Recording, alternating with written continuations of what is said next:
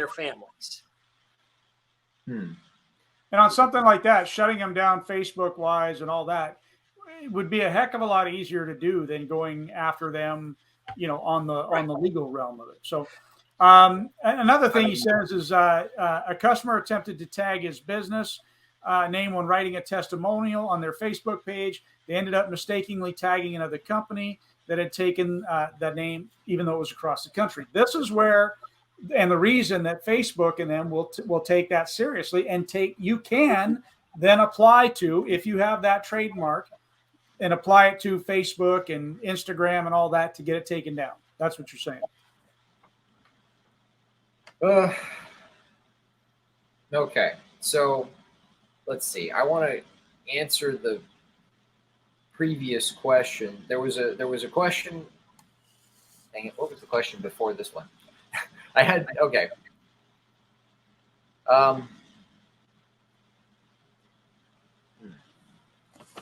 Did we confuse you? Okay. I'm sorry. I guess I got my brain went somewhere else for a second. So let's see. Yeah, I could. Okay. Let's question again, please.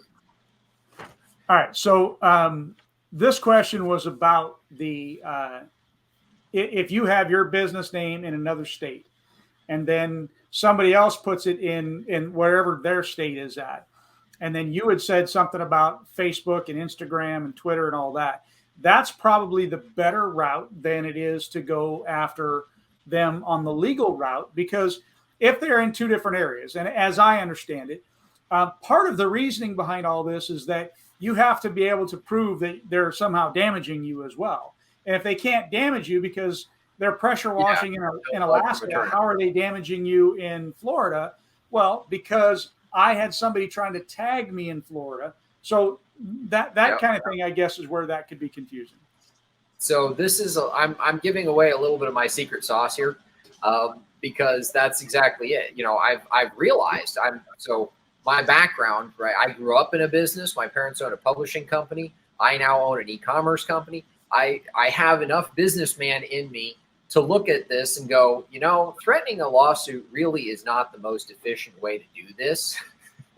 It's really not the most efficient way to get someone who is using your name to stop. If you threaten, on the other hand, threaten on the other hand to take down their Facebook page, their Instagram, their Twitter, whatever, you do all that.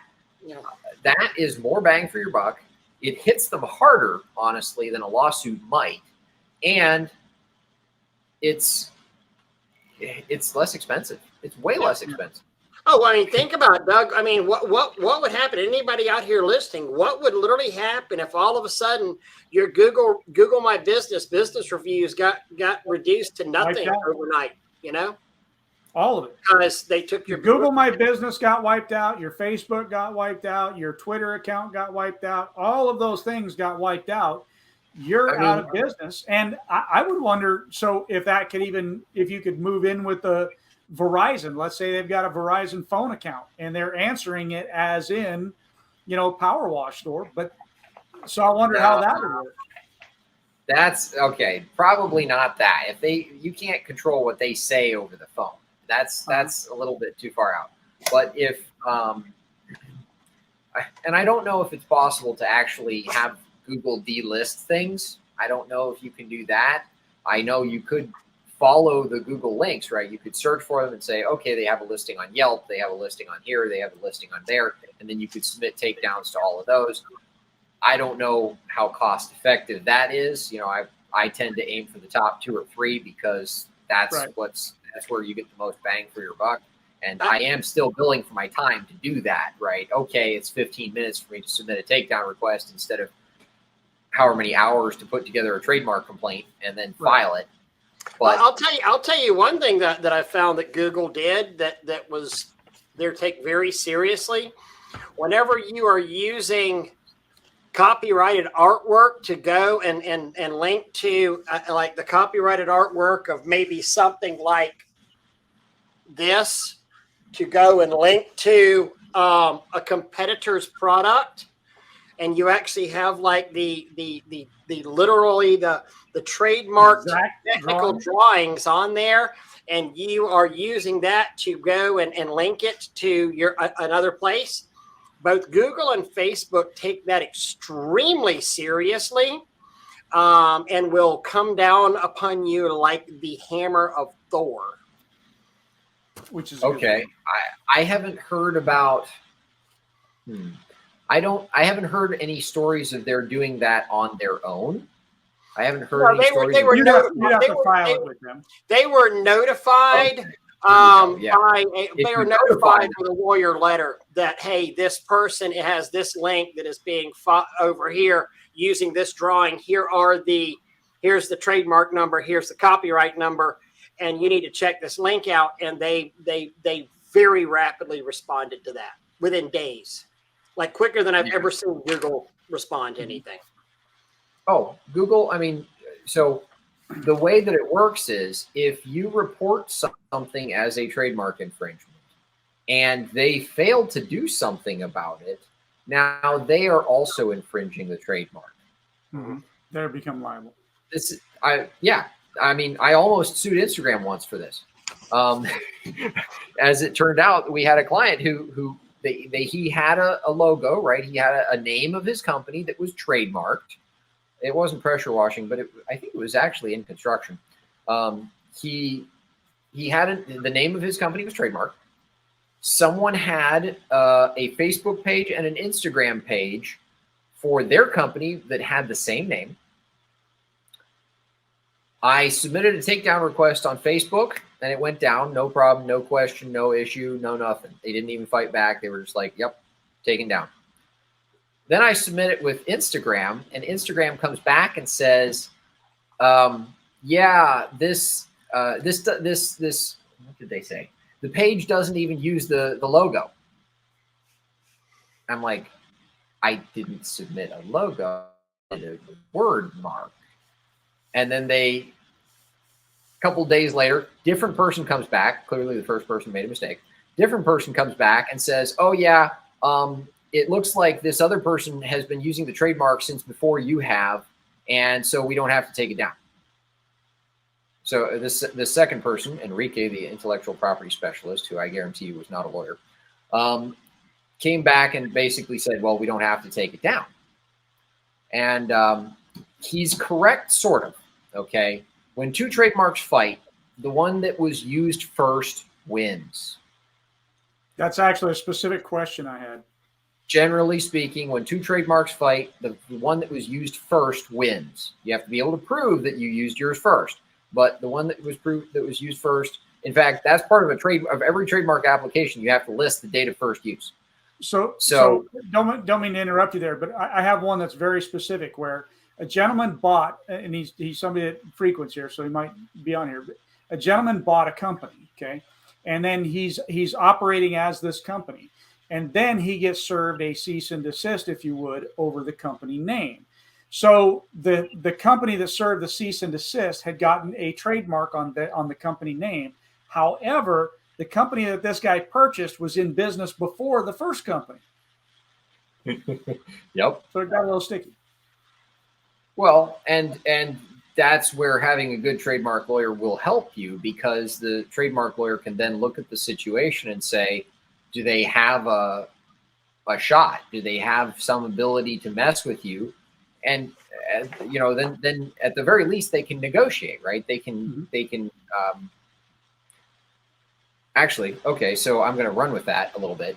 I have a client who he started using his name first. Some company up in New York came up with the name later and filed for a trademark on it first. They got the trademark. And then he went to file for his trademark, okay? And when he went to file for his trademark, the USPTO said, hey, hold it, that's likely to be confused with this other trademark that already exists up in New York that he predated, right? And so he hired me, and I was able to come in and negotiate that. Basically, the other side was like, oh, yeah, your trademark our trademark predates yours. And I'm like, no. Try again. And eventually they agreed to what we call a coexistence agreement, which is basically where both sides say, no, look, we're in these two different fields. We don't think that there's going to be any danger of overlap. Please let us use these marks, even though they're similar enough that you think there might be confusion. Please let us use them anyway. And then the trademark office still has to accept those. Sometimes, even if both parties agree, they won't accept that. But in this particular instance, they did, and so he was able to get his trademark to go through. I've got to share. This is going to be changing gears a little bit. I've got to share Ryan's question here. Mr. Hunk Lawyer Guy, I 1099 all of my employees so I don't have to pay any overtime or their taxes. They're also on a salary. My accountant says it's totally cool, but one of my employees claimed employee status, and now IRS is going to audit me. Is this my employee's fault or for my accountant? I don't have any money to pay anyone. P.S. Hi, Dougie. So,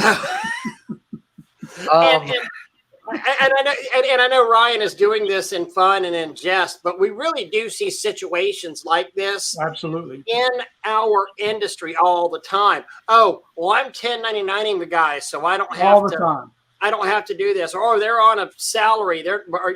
It's crazy. And I wish people would get a basic understanding of business. Because they really don't realize what liability they're putting themselves at, and very much so. They can lose everything they have by trying to game the system, or just not even trying to game the system, but just not doing stuff the right way. I was going to say, in my experience, usually people aren't trying to game the system; they just don't know the system, right? Like one of our clients the other day comes to me with a piece of paper and is like, "Oh, what's this?" And I'm looking at it and I'm like, "This is a notice of tax lien." This is not good. This is not good. That has a little bit of teeth. I mean, I'll give you a great example from the other side, from like one of the things that we hear about all the time. Guys who are using the corporate checkbook, the corporate bank account as a personal checkbook, and going to the ATM and taking out $200,000, $500,000, whatever. Then they get a workers' comp audit. And the workers' comp audit basically wants to have an accounting for all kind of cash monies that are spent out of that account. And if you don't have a good explanation for where that $500 withdrawal went, they wind up back charging you for workers' comp. And I have heard multiple stories of $2,000, $5,000, $7,500, dollars in additional workers' comp that people have had to get rid of those shorter. Yeah, they take workers' comp pretty seriously. Yeah. Yeah, they do. Okay, so to answer this particular question without answering it too much, because again, right, facts vary, different situations vary. You don't have the money to pay anyone. See, I mean, I understand what you're saying, right? I really understand what you're saying when you say you don't have the money to pay anyone. But I really also think that you don't have the money not to pay someone. Yeah. Because that's going to hurt more, honestly, in the long run. That is going to hurt more. And Ryan actually has an amazing business. He is just cutting up. He's having some fun. But he's bringing true real life stuff. True things that happen in our world right here. Okay. So James, I need this guy. He'll get you his contact info. Yeah. Okay, so to answer this question, so every state is different. Okay, different states have different rules on what counts as being an employee versus being an independent contractor. And then the IRS has its own rules too. Some states just say, follow the IRS rules. That one's nice. That's simple. I like that one. Except that the IRS rules are like, consider these 12 factors. And then some states, like California and actually Virginia recently, have adopted more expansive rules. Okay, so in Virginia, at least, they passed in 2020 a rule that basically said if you as an individual are providing services to a business, then you are assumed automatically to be an employee, not an independent contractor, unless one of you proves otherwise. Okay, which is, I mean, California is even a little bit worse. That's why my understanding is Uber doesn't operate in California, because under the California rules, they couldn't find a way to argue that they were independent contractors and not employees, which of course made Uber's entire business model untenable in California. Right. So California is busy sinking itself into the sea, and not just geographically, but the Virginia. But there are some other states that are starting to move that direction too, and it's and so it is a state by state kind of a question. Plus the IRS, right? So you could get in trouble with the state, but not the IRS, or vice versa, or both. Hopefully neither. But Nick is saying that happened to the place. This is going back to the names. They settled and told us if they operated out of Florida, they would have to operate under a different name. Mm-hmm. I mean, let's see. And look, just so everybody's on the same page here, just because your city and state approves your business license and EIN number doesn't mean that you're not infringing on somebody else, because they may already have that. And especially we see a lot of companies that use the same. So backing up and getting a little bit on track or off track. Back in the old days, we used to use what? We used to use the yellow pages, and many businesses would be AAA pressure washing, because they would do that so that they would show up first. And you know, if you're looking at pressure washing, you go to the pressure washing page, the very first one you see is AAA pressure washing. So they would do that, right? So nowadays, that's completely different. Everything is online for the most part. They still have yellow pages, but everything is online. So if you're typing in a specific name, if you're using the same name as somebody else who is so many miles away, it's not going to matter, because it's all the same theoretically when you get to an online venue, kind of thing. And that's exactly it, right? Let's say you've got you have your name, they have their name. Even if neither of you has a trademark, right? Then there could be problems. There could be problems because someone could search for one and find the other, or whatever. It really is easier to just find a name that nobody else is using. Mm-hmm. Yeah. I had a young man in the office today, and I was like, "What are you going to call your company?" And he said a name, and I said, "Can I show you something real quick?" And I went to the Florida Division of Corporations, which in our state, that's where you go and register your LLCs. And I said, let's look up precision wash or something, or precision power washing. And there were, 15 different. One, he's like, well, look up this one. There was 5 pages, and it was a pretty innocuous name that could have been used for a maid service, a car wash, a pressure washing company. But there were literally 5 pages of active and inactive corporations. And I said, you want my gut feeling is, don't do something that everybody else is doing here, because it could lead you to problems, down the road in my completely non-legal capacity that you're asking me this question here. I mean, it's true. So our firm can set up LLCs in any state. Okay, we can do all 50 states. And when we go to set up an LLC, one of the first steps that we take is always a trademark search. Not just like a corporate name search, a trademark search, because we want to make sure that that name doesn't cause problems down the road, right? It's far easier to change the name of your company before you get it started than after. Exactly. Especially once you start spending some money on advertising, you start spending money on all of these things, it really is easier to check ahead of time.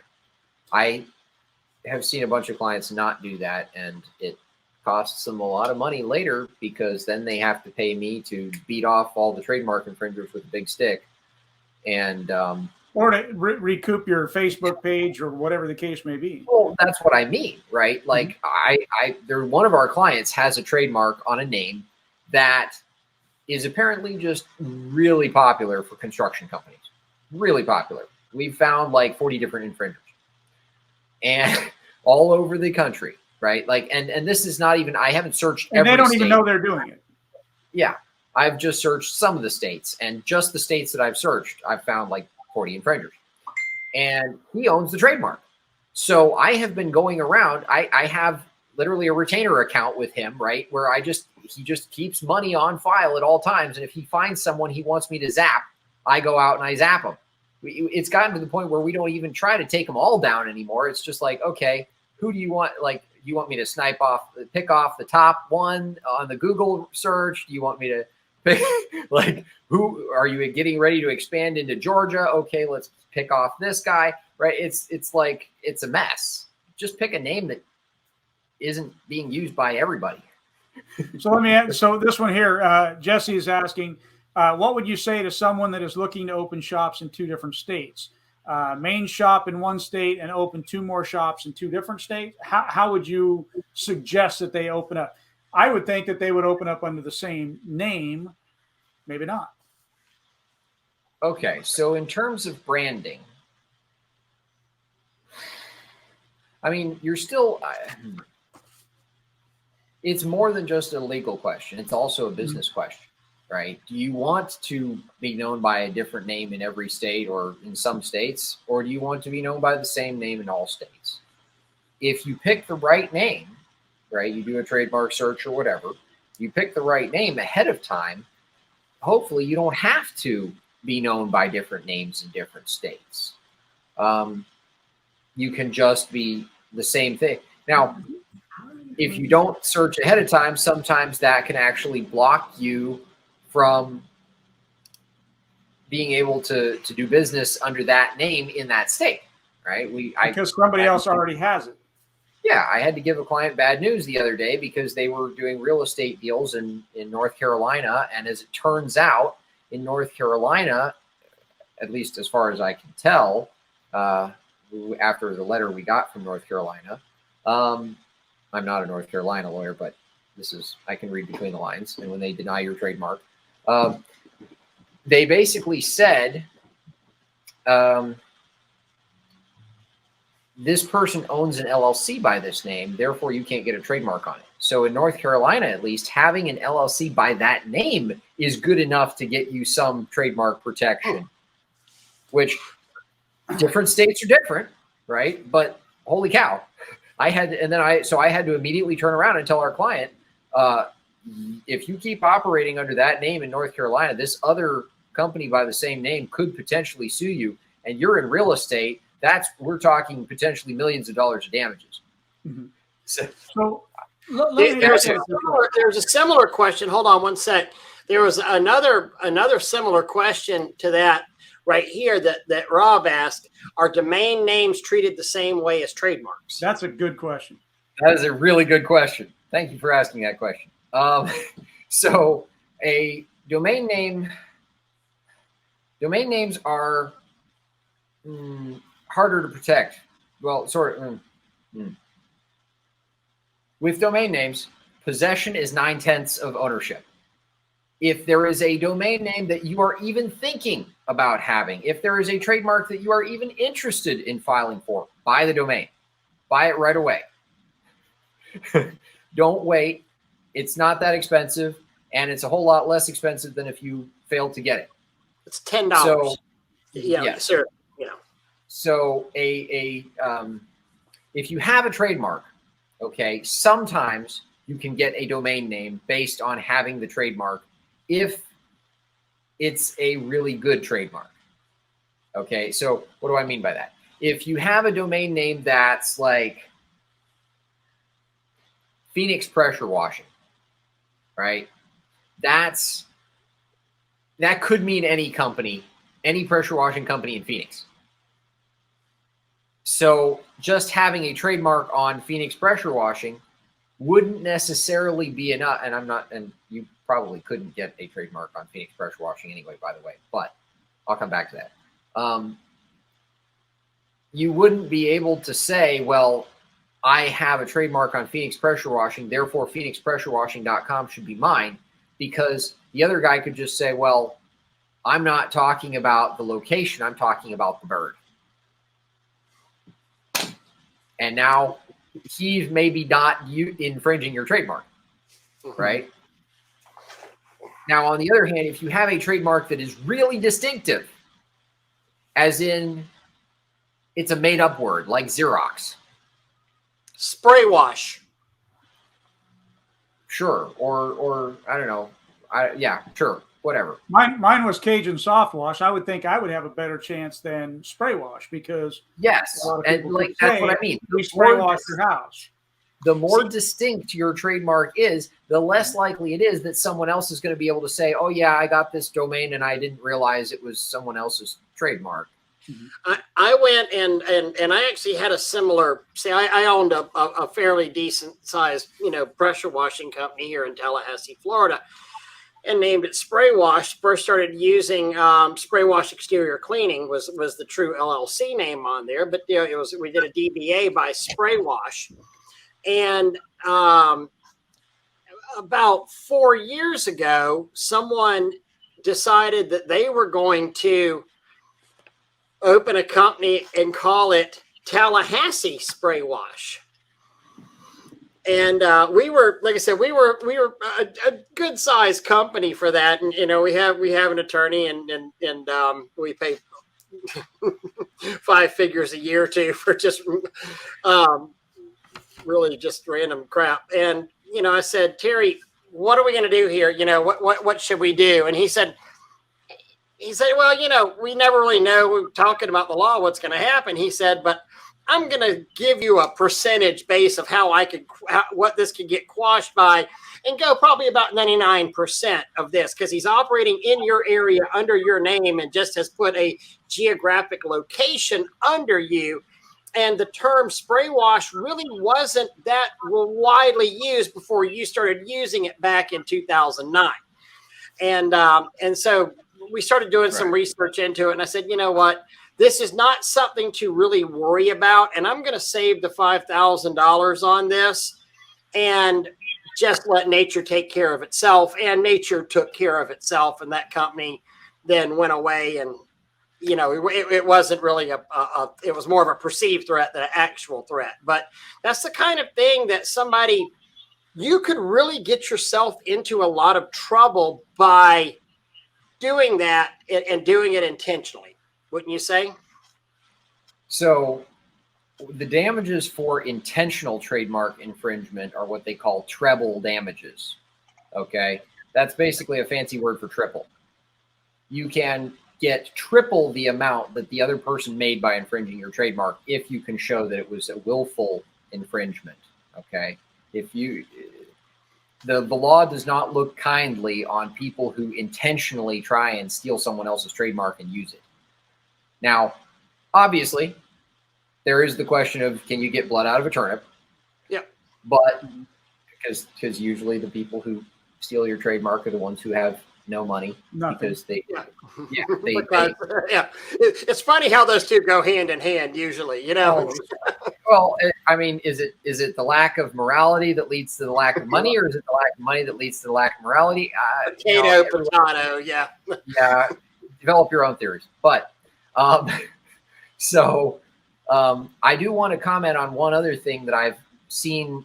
I've been kind of watching the comments a little bit, and I have seen a couple of comments that I want to add one detail about trademark. Trademark is not just a protection of your brand on a specific name. It is a protection of something. Actually, let me, here's the legalese, okay? A non-functional attribute of a product or service used,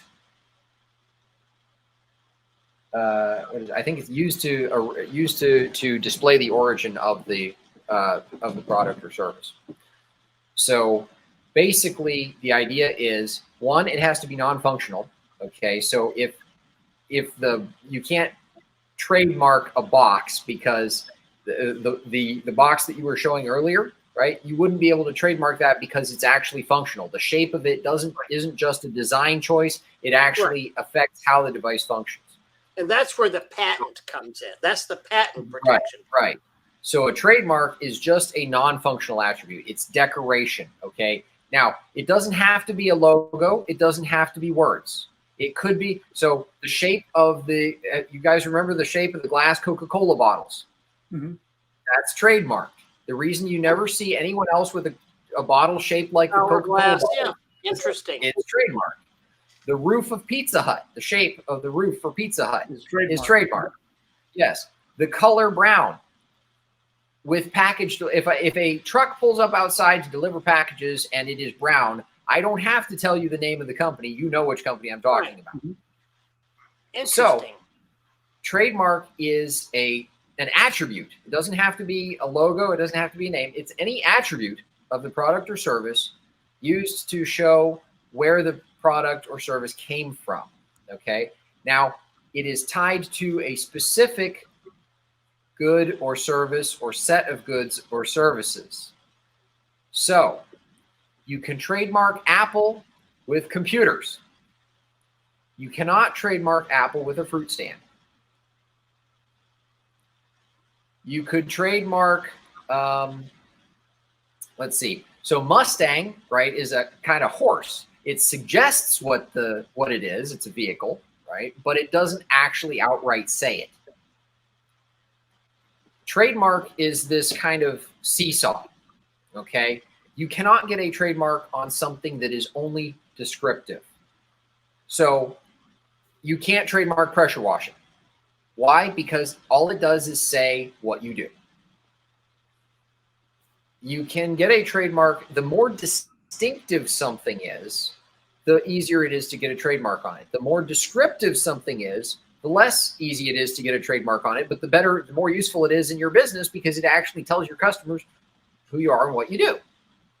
So there's kind of a seesaw there where you want it to be descriptive enough that people know what you're talking about, but also distinctive enough that you can actually distinguish yourself from everyone else and protect your brand. Okay. There are a couple of different ways you can do that. One of the, in my opinion, better ways is to have a name and then a tagline. Right? So you can trademark. So you're saying something along the lines of like, I'm trying to think of it. It's right there at the top of my head. So my gold standard example is Xerox. They made up a word. It's hard to get much more distinctive than that because the word didn't even mean anything until they came along. Now you're in good hands. That's what came to my mind. You're in good hands. Okay. There we go. So that's probably trademarked too. Mm-hmm. So Okay. on this though, how about this one by Rusty? What's the difference between a trademark and a service mark? So they're almost the same thing. A trademark and a service mark are both the same law, right? Just applied to goods versus services.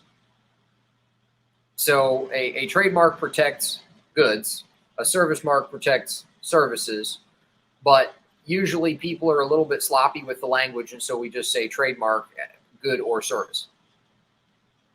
Technically, if you want to be precise, right, it's a trademark applies to goods and a service mark applies to services, but usually people will just say it's a trademark.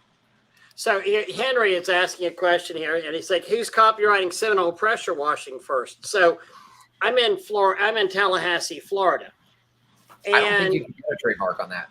Yeah, and so we have the Florida State Seminoles on there. It'd be like somebody in Gainesville with the Gator pressure washing, or Virginia Hokie pressure washing, or something. And it'd be very hard, I would think, to actually pressure wash a name that would be synonymous with a school, or there's so many. There's Seminole Heating and Air Conditioning, Seminole. Yes. Tacos. So